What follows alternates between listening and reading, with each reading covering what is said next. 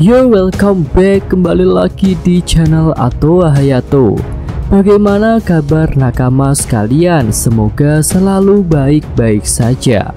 Di chapter 1141 yang lalu, sang pangeran terkutuk Loki sudah bebas. Terlihat aura yang sangat mengerikan dari sosok yang sangat besar itu.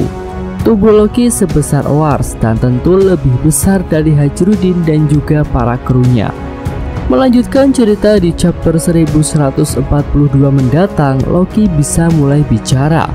Akhirnya aku bebas, sudah lama sekali rasanya, ucap Loki sambil mengangkat senjatanya yang bernama Ragnir. Hajrudin memperingatkan semua orang agar menjauh dari Loki karena serangan Loki menggunakan Ragnir akan luar biasa. Semuanya menjauh dari Loki, dia akan mengeluarkan petir yang sangat kuat. Tak lama kemudian Loki bisa menghantamkan Ragnir ke bawah dan muncul petir besar yang menyambar ke segala arah. Beruntung peringatan Hajrudin membuat semua orang yang ada di sana bisa menghindar tepat waktu. Lalu Zoro bisa bertanya pada Hajrudin, mengapa tidak ada yang menyingkirkan senjata itu dari dia? Bukankah lebih aman jika Loki jauh dari senjatanya? Sanji jadi kesal karena pertanyaan Zoro. Dia bisa berkata, seharusnya kau yang menyingkir dari sini Marimo. Semua ini karena kesalahanmu. Zoro tak terima karena dia sudah berusaha membujuk Luffy. Zoro berkata, katakan itu pada kapten kita yang bodoh. Dia yang punya ide gila untuk melepaskan Loki.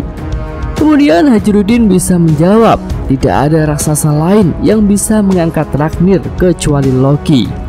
Ya, Ragnir bisa jadi adalah senjata khusus yang hanya bisa digunakan oleh Loki, karena Ragnirlah yang telah memilih Loki sebagai tuannya. Skemanya bisa seperti pedang Enma yang tak bisa digunakan oleh sembarang orang. Bahkan Zoro pun harus berjuang dulu agar bisa menaklukkan Enma. Iya, kembali ke cerita. Setelah melakukan serangan ke bawah, Loki bisa berteriak sambil memancarkan haki yang luar biasa. Itu semua dilakukan Loki untuk melampiaskan amarahnya selama ini. Lalu Zoro bisa berkata, kekuatan haki yang luar biasa, padahal masih ada batu laut yang tersisa di kakinya. Pasti kekuatan hakinya akan lebih kuat jika semua borgol batu laut itu dilepaskan. Kemudian Luffy berteriak kepada Loki, Loki, aku sudah membebaskanmu, jadi kau harus menepati janji. Tapi sepertinya Loki belum bisa berpikir jernih. Karena amarah dan rasa sakit yang luar biasa, Loki jadi kehilangan kontrol atas dirinya sendiri. Selanjutnya Shin bisa menunjukkan lokasi pesta yang sudah mulai kacau. Di sini mereka semua sudah tahu jika Luffy dan Zoro akan membebaskan Loki. Dory dan Brogy pun memimpin para bajak laut raksasa untuk bergerak ke lokasi Loki. Mereka bisa berkata, ayo kita tunjukkan kekuatan bajak laut raksasa yang sebenarnya kepada Loki. Ya, di sini Dory dan Brogy tidak terlihat takut kepada Loki karena ketika Loki mengamuk, posisi kedua kapten itu sedang berada di Little Garden. Dory dan Brogy pun bisa tampak penasaran dan sangat bersemangat untuk bisa bertarung melawan Loki. Namun langkah kaki mereka seakan terhenti ketika merasakan pancaran haki Loki yang sangat kuat. Dory bisa berkata, kekuatan hakinya bahkan sebanding dengan Akagami. Jadi itu kekuatan Loki yang sebenarnya. Selanjutnya kita bisa melihat posisi Chopper Gaban. Di dalam hutan, Gaban bisa juga merasakan pancaran haki Loki. Gaban pun bisa berkata, ternyata mereka benar-benar membebaskan Loki. Sungguh berani, tapi itu semua memang takdir yang harus mereka jalani. Ya, sebagai orang yang sudah mencapai Love-Tale, Gaban bisa sudah tahu bahwa raksasa bertanduk seperti Loki di kemudian hari akan menjadi salah satu aliansi besar yang akan melawan pemerintah dunia. Jadi pertemuan Luffy dengan Loki di Pulau Elbaf adalah takdir yang akan membuat mereka bersatu untuk tujuan yang sama. Oke, selanjutnya kita kembali ke lokasi Loki yang sedang mengamuk.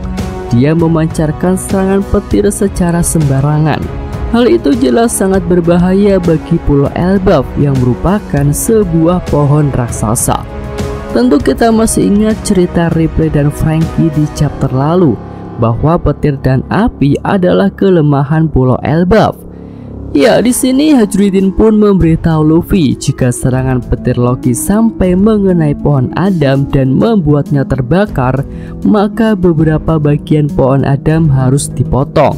Dan hal itu berarti bisa melenyapkan desa-desa yang ada di beberapa cabang pohon Adam tersebut. Ya, melihat amukan Loki yang semakin besar, Luffy mulai jadi marah. Dia pun bisa langsung menggunakan wujud Gear 5-nya dan berubah menjadi sama besar dengan Loki. Setelah itu Luffy bisa berkata, "Aku sudah berjanji jika kau tak bisa diatasi, maka akan kuhajar dan kurantai kembali." Kemudian sebuah pukulan dari Luffy bisa telak mengenai wajah Loki. Pukulan Luffy dalam wujud raksasa itu bisa membuat Loki tersungkur.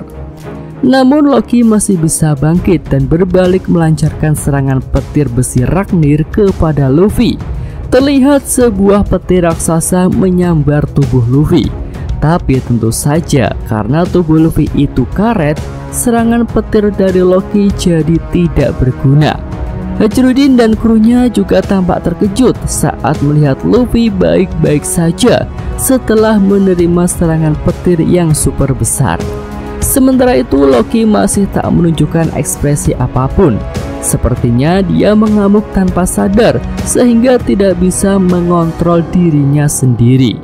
Luffy pun menyadari hal itu. Dia bisa saja merasakan bahwa Loki bertarung tanpa tujuan yang jelas.